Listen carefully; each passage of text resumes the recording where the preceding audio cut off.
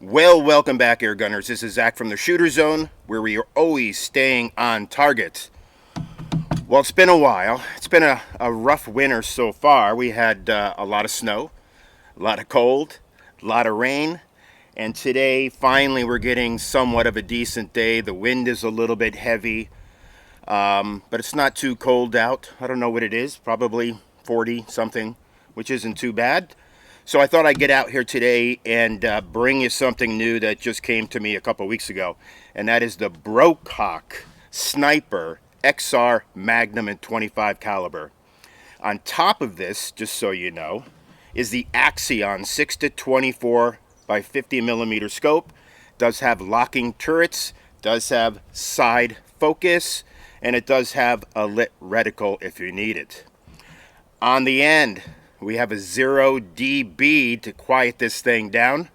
We're probably going to do a separate little video on that later, but today I just wanted to focus on the XR Magnum. Again, this is extremely high quality from England, and England seems to be putting out some of the best stuff out there today in the higher quality kind of category.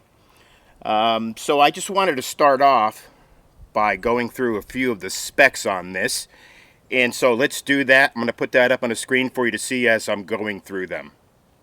It does say that it gets up to 55 FPE. I think we have this one set a little over 40 right now. It does have a 3-year warranty if you buy it new. It has a great tactical look to it, as you can see. I love this kind of style. Adjustable cheek piece and butt pad both at the end. Breech is high quality aircraft grade aluminum. Picatinny rail, both on the top of course and the bottom. Adjustable trigger. Huma regulator, which is easily adjustable on this model. Fill nipple at the bottom. It does need kind of a longer fill probe though, which it does come with, but you can buy these aftermarket as well from what I've seen. Also, does have 2 pressure gauges, of course, one for the bottle and one for the regulator. The bottle is rated at 250 bar. The red line starts at 200 bar for some reason. So I think you can fill it all the way up to the 250 bar. I've been filling it up just a little over the 200 bar, which again just gets a little bit into the red zone. It does have a carbon fiber bottle as well, and it is 480 cc's. Has a 4-position, from what I see, power adjuster. I know some have said 3, but as I'm clicking through it, I'm like, okay, well, if you count the first one you're on, and then you go click, click, click, that seems to be 4 to me, so that's what I'm going with. It does have a larger barrel shroud, which kind of helps keep the noise down a little bit. Half UNF muzzle threads at the end, and it does come with a 10-shot magazine, and these magazines are really high quality. Some will complain a little bit about how expensive they are, but the reality is, again, it is what it is. It's made very, very well, precision. It also does come with a single shot tray, and that's what I'm going to be using today. Again, it is a little bit windy today, so, you know, I'm not looking for perfection here, and I haven't had it that long. Again, the weather's been so bad, I really haven't had a lot of time to spend with it. But we're going to put a couple different pellets through it. The first one we're going to put through it is the Exact King from JSB 25 Diablos, and those are 25.39 grain. The second ones we're going to be putting through this are from Rifle Ammunition, and they're what's called the Field Round, and those are 26.38 grains. So those are the two we're going to be putting through that, and they're pretty close as far as grain weight, so you know, we'll see how they do. I have a target out there, of course, at 40 yards, which is where I typically put it. Some will say to me, why don't you do 50 yards? Why don't you do 75 yards? Why don't you do 100 yards? Well, I live on 5 acres, but I'm up in the mountains, and 40 yards is about what I can get out of it straight because, again, it's mountain. I'm kind of on a little bit of a shelf, which is where my home is and where I shoot from. But the reality is just the reality. 40 yards is what's convenient, and that's what I have it set up as, and so that's where I shoot. I'm going to work this summer on moving it back another 10 yards to get an even 50 out of it. But again, that's where we are today. Okay, so what are we going to do here? Again, we're going to shoot at 40 yards. We have 4 little 2-inch targets set up on a white paper plate. Also, I'm going to put the Crony up. I have been shooting at the second highest power level, but I will switch from full power to that next one down just so we can see what the drop is on that. And from there, I do need to go out and turn on the cameras and get the Crony set up. So, hey, hold on, and I'll be right back. Okay, well, I'm back. All right, so again, 40 yards. 2-inch splatterburst targets, there's 4 of them. So we're going to put 5 shots on the top one, and that'll be the JSBs, and then we'll put 5 shots on the bottom one, and that'll be the rifle. So that'll give you an idea. Also, just so you know, when we're talking about accuracy, you know, I didn't sort through these pellets. I didn't weigh each one of them. And as you could expect, you know, especially if you're in competition, you're going to take out each pellet and you're going to inspect it for no imperfections, because those are the ones you're going to start with. Pellets with 0 imperfections. And then from there, you're going to weigh every single pellet to make sure that they're as close as possible in grain weight. And that makes a huge difference in how tight your groups are going to be. So I haven't done any of that. And again, this is the first day I'm really out here with this, where I'm able to spend some time with it. I wish the wind wasn't blowing, but it is what it is. So we just have to keep that into account. Take that into account as well. All right, Crony is set up. Let me get this set up here. See where we're at.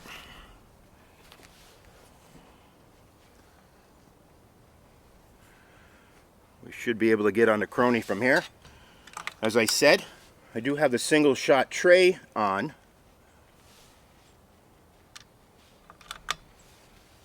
And again, I don't normally like, after filling up with air, I don't normally like taking the first pellet and expecting it to be right where I want it to be, but today we're gonna let it rip, because again, it just is what it is today. All right, so we're gonna shoot at the top one.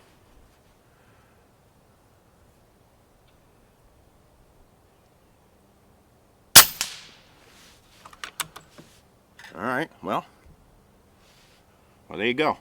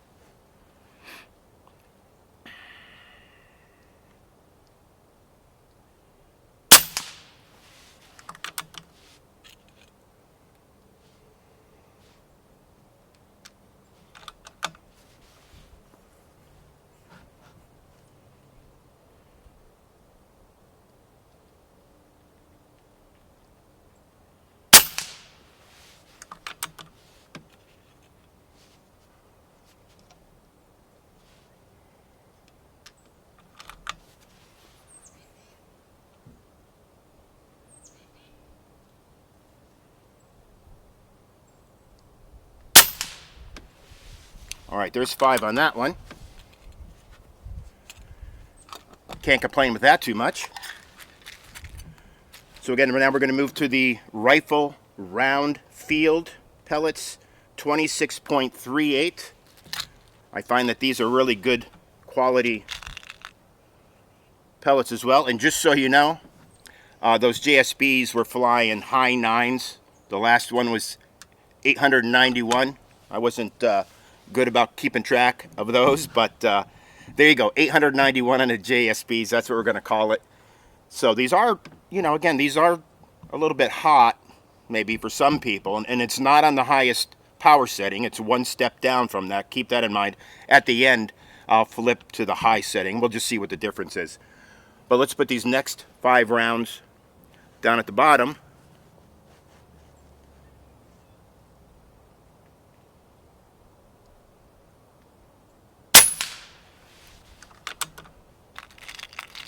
$9.14.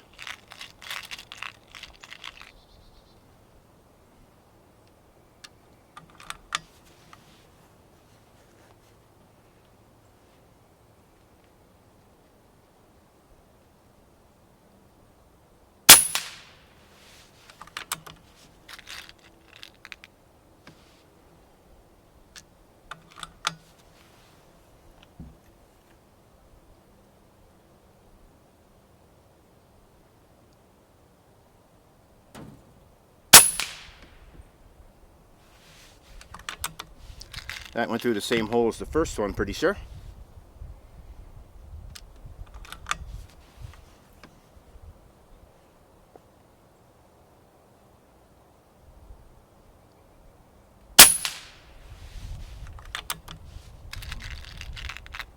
Of course, the wind has picked up since I switched from the JSBs to these.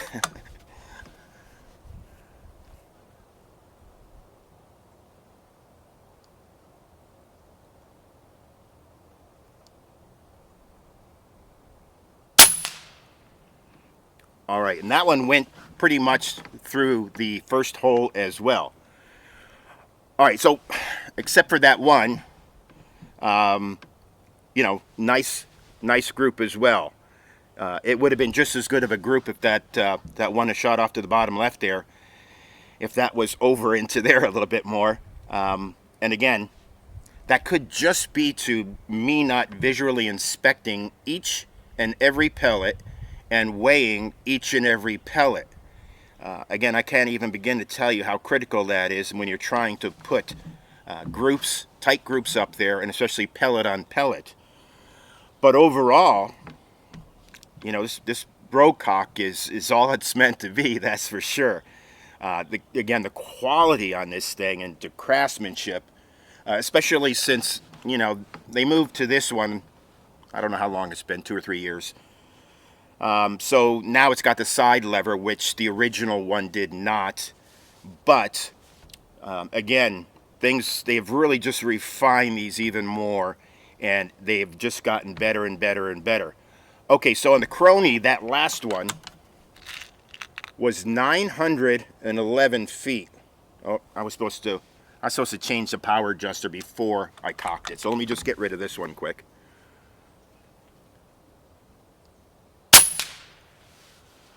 Now, power level up. That shot up to 956 feet per second. This is regulated. And I don't know what to tell you on that, because that's a pretty drastic move. But again, I'm just getting used to this, and I haven't done any adjustments on the regulator myself. But let's just put this shot up there on full power and see what we get. Well, that says 931. You know, you gotta laugh sometimes, right? Because nothing makes sense sometimes. And again, you know, doing a video where we're just taking a few shots here and there, you don't necessarily get a good idea what each power setting's gonna do. You know, you don't have this massive information in which you're now tabulating it all and coming to a final conclusion.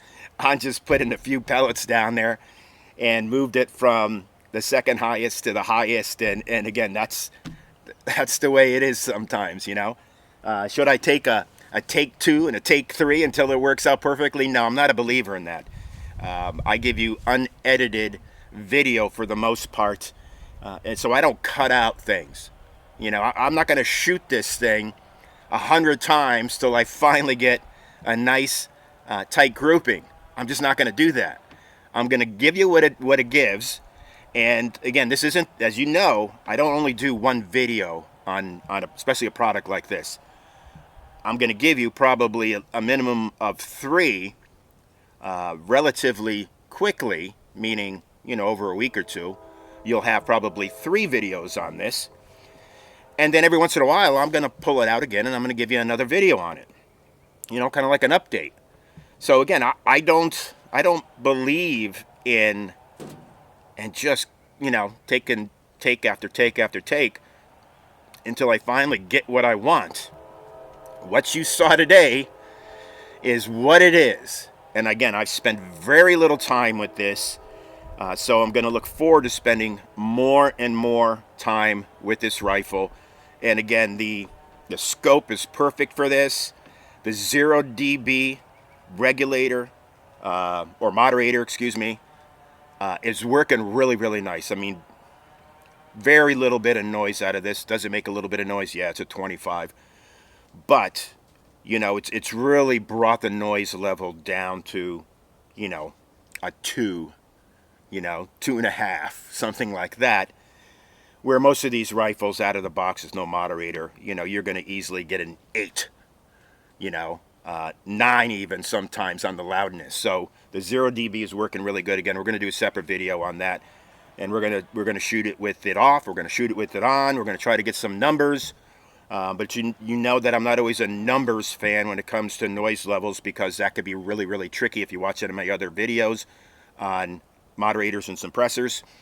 But for today, that's what we have. Again, I'm loving this thing. I can't wait to shoot it more and more. It was really, really nice of Airguns of Arizona to partner with me on this. And again, they're great people over there. If you need anything, you know, that's in this range, give them a call. You know, I used to live in Arizona. I used to live in Chandler, Arizona, which is, you know, I don't know, 15 minutes from where their store is. And when they first moved to this new location, I went there a couple times. And back then, because that's probably 11 or 12 years ago now, I probably bought a brake barrel of some sort, and I think it was some sort of a Benjamin. And again, I still have that, and it still shoots great. For a brake barrel, I mean, it's great. 750 feet per second. It's pretty darn accurate for a brake barrel. And again, 12 years old, that thing is you know, great. No complaints with that. But again, these guys over there are great. I think they've expanded like 3 or 4 or 5 times. I don't know what the number is. And I think because they focus on some of the higher quality stuff from like Daystate and Brocock and a few others, I don't think the average person necessarily always goes to their page because, you know, again, they're very specific in what they do. They deal with high quality, extremely accurate, higher end air rifles. That's what they do primarily. Now, do they have some other stuff there occasionally? Of course. Do they have a few select choices on some affordable things? Of course. But, you know, these guys, they know what they're doing. And, you know, they got some good employees here that can really shoot. That's for sure. World record people there. So these guys know what they're doing. So, again, don't hesitate to give them a call. I'll put a link down at the bottom for this. I'll put a link down the bottom for the Axeon scope. And I'll put a link down the bottom for the 0 dB, which also came from them. I'll give you those 3 links down the bottom. But for today, that's what we have for you. Again, depending on what happens with the weather, because we are in February right now, February 2nd, and down here in the mountains in Southwest Virginia, we still got to make it all the way through February and maybe even a little bit into March sometimes before things really break and start to turn around. But that's it for today, folks. Again, if you haven't liked this page, please click that button below and give us a like. If you haven't been to our Facebook page, Shooter Zone or The Shooter Zone on Facebook, go there and check that out. Like it as well. Airguns of Arizona, they have their own page on Facebook. Give them a like, of course. Axeon, Umarex, 0DB, all these companies, great companies to deal with. Great customer service and great customer satisfaction. So they know how to get it done and get it done right. All right, till next time, shoot lots, be safe, and we will see you again soon. Take care now.